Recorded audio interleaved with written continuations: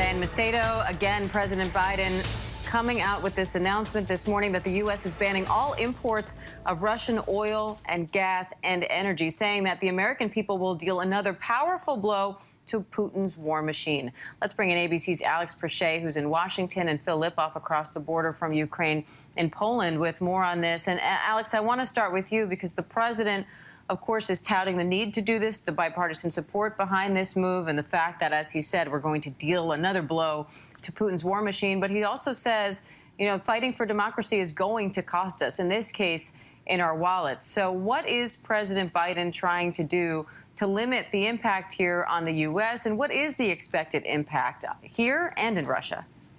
Well, Diane, I mean, we've already seen rising gas prices here domestically. The national average, Rebecca Jarvis was talking about this just a moment ago, right around about $4.20. That is expected to climb. In fact, when news broke about Biden's announcement today, oil per barrel already went up, and you can expect those numbers to climb significantly. But I think right now, the Biden White House, I mean, they had been a little hesitant to sanction oil because of the economy. But this growing pressure from both Democrats and Republicans to sanction Russian gas and oil, ultimately getting them on board. We've already seen some reaction from senators. Senator Joe Manchin, who was leading that congressional effort to ban oil, saying that this is something that made him very, very happy. And I want to bring in senior foreign correspondent Ian Pannell, who is there in Ukraine. Ian, you've been there since the beginning of this invasion. We heard President Biden saying that there will be no victory in Ukraine for Russia, regardless of how this plays out, and that we need to get involved now so we can avoid worse things in the future. What do you think an intervention like this means there in Ukraine? Yeah, I mean, I think that's certainly the spirit of Ukraine, is that Russian forces will not succeed. Of course, we don't know what the total war ambitions are of Vladimir Putin, but it seems to be trying to take control of a lot of major cities and potentially try and change the government here. I mean, in the early stages, they were saying that they didn't want to be occupying forces. Well, it's very hard to control the trajectory of a conflict like this once you put troops on the ground. And as they say, the enemy gets a vote. I mean, you know, the Ukrainians and the Russians, when they meet on the battlefield, the reality starts to play out. What we're seeing is that the advance of the Russian forces has been much slower, much harder than they could possibly have imagined. The resistance from the Ukrainians is stiff pretty much across the country. You know, if you actually look at their battlefield gains in terms of major cities, they've only really taken one major city. I mean, that assault on Kharkiv, the country's second largest city, which started a good week or so ago, they still haven't managed to take it. Kherson they managed to take, but anywhere else has resisted. But the situation on the ground for civilians is dire. And this is probably part of Putin's playbook. Try and apply as much pressure as you can to essentially force either a retreat or a surrender from those cities. This is what we saw in Homs in Syria and other places. So, for example, tonight in the city of Mariupol, for 4 or 5 days, people there have had no power, no heating, food is limited. There are reports of bodies on the street, nobody's collecting them, citizens unable to leave. And although today we did have either a lull in fighting or imperfect ceasefires, and thousands of people were able to get out of some cities, the picture overall is still pretty dire. And the Ukrainians going to stand and fight. And, you know, everyone that I meet, when you say, because they ask, who do you work for? And when you say it's ABC America, they always have warm words towards the American people and towards President Biden. People here are acutely aware of the support that they're getting, and that is also providing them with succor to stand and fight and resist, because they know effectively that they're not alone. And the kind of impact, the sanctions that have been enacted, and also now this announcement by President Biden will undoubtedly be welcomed by the Ukrainians, and they'll be looking to Europe to follow suit.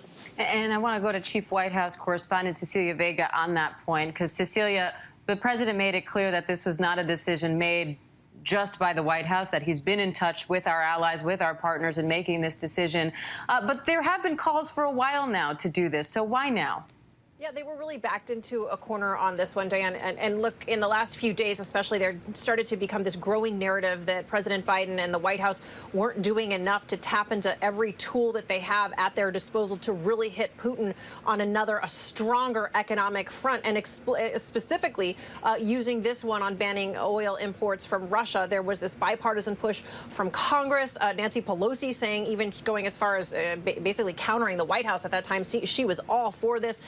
President Zelensky there in Ukraine had been pleading with Western allies with the U.S. at the forefront to do this. But look, there was a real fear here from this president who has all along been saying that this White House is going to move in lockstep with allies in not wanting to go at this alone and having this damage, particularly EU allies, because of this dependency that they have on Russian oil imports. We did just hear a few minutes ago that the UK is announcing this plan to start to phase out dependence on Russian oil, but this is going to take a really long time, and you might start to see other European allies follow suit. But the president said today very explicitly, we're doing this and we realize that other allies may not be in a position to do this. You know, you had asked earlier what the administration is doing to try to offset some of these costs, because the president is very concerned about this hitting Americans in their pocketbooks here at home.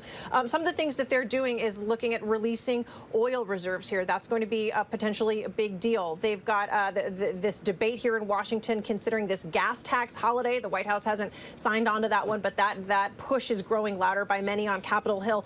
And particularly now you've got officials here from the White House traveling to countries that might be surprising to some, given the lack of a relationship that the United States has with places like Venezuela and a controversial relationship with Saudi Arabia, looking to explore ways with these countries that have these vast oil reserves, trying to figure out if perhaps there is a way to tap into some of those reserves to help offset some of the damage that a move like what's happening today could do to European allies. All right, our chief White House correspondent, Cecilia Vega, thank you. And I want to bring in our chief economic correspondent, Rebecca Jarvis, for more on how this is affecting the people of the United States. Rebecca, we heard President Biden there saying that he's not mincing words, that this is going to cost us as well. He'll do everything he can to keep those prices down. But what does this mean for people who don't have a choice? They need to put gas in their cars every day and go to work. Well, Diane, Cecilia raises the point that there are really no easy answers here. First of all, we've already seen what this escalation has meant over the last month for energy prices. The national average today is $4.20. That means America, on average, every single day is paying $250 million more on gasoline than they were 30 days ago. And for the poorest Americans, that hits the hardest. It takes up the biggest part of the budget. But when you look at the overall economy, it's also a concern because the more money we spend on gasoline, the less money we have to spend elsewhere. The more persistent that is, in other words, the longer that lasts, the lower the growth is that we have for our economy. And that can ultimately translate into jobs.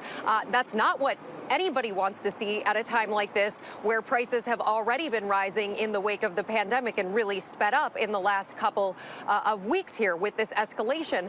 In addition to that, there are these questions about how we replace the supply. Russia delivers about 3% of the oil that we used here last year in the United States, and already U.S. companies have been both deciding on their own to stop importing Russian oil, but in addition to that, under immense pressure, have stopped. Just this week, Shell took oil from Russia. They bought oil from Russia, and under immense pressure just this morning announced that they will no longer be buying oil or natural gas from Russia. The issue is where to get that, where to make up for that. Domestic production can make up for some of it. You heard Cecilia talk about releases from the SPR, the Strategic Petroleum Reserve. That is temporary. The longer-term relief, like increased domestic production and also going out to sources like OPEC, Venezuela, Saudi Arabia, that's not without controversy. And it also is going to take time, which is why the president is saying here that America has to be ready for this, because already we've seen the increases in prices, and the projections, the forecast, Diane, are that prices are going to keep climbing from here, because when you pay what you pay at the pump comes back to what oil prices are, and oil prices, with Russia being the world's third largest energy producer, are going to climb, as they have on this news, and very likely will continue to climb. Diane? And Rebecca, is there a sense for what potential the U.S. has in terms of ramping up domestic production of oil and other energy sources? Well, it's a very important question, because as it stands today, a lot of the energy producers in the U.S. have said we're facing the same supply chain issues that other companies have been talking about, and we can't just ramp up overnight. We can't necessarily find the staff to do it. We can't necessarily find the resources to do it. So it's going to take time, Diane. Chief Economic Correspondent Rebecca Jarvis. Always great to have your analysis, Rebecca. Thank you. And, of course, our thanks to all of our correspondents on the ground covering this story from every angle. I want to go over to Phil Lipoff, who's in Lublin, Poland, just across the border from Ukraine. Phil, I know you've been monitoring the refugee crisis for us, but we heard President Biden there talking about how he will be looking to our partners and our allies to follow suit on this move in many ways. What is it like in Poland right now in terms of energy prices, and how could this impact efforts there as Poland becomes home to more than half of the Ukrainian refugees leaving the country right now? Diane, Poland is having a similar problem as America and other countries around the world right now because of the Russian aggression. We passed a couple of gas stations on our way to the border and to a reception center today taking refugees.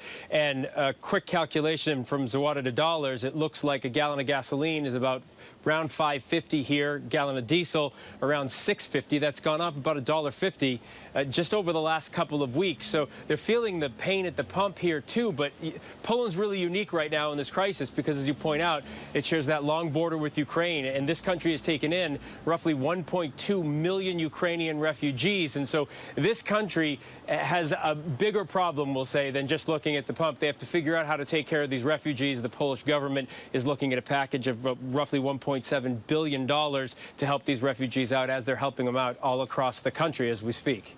Understandable. Phil Lipoff in Lublin, Poland for us. Thank you, Phil.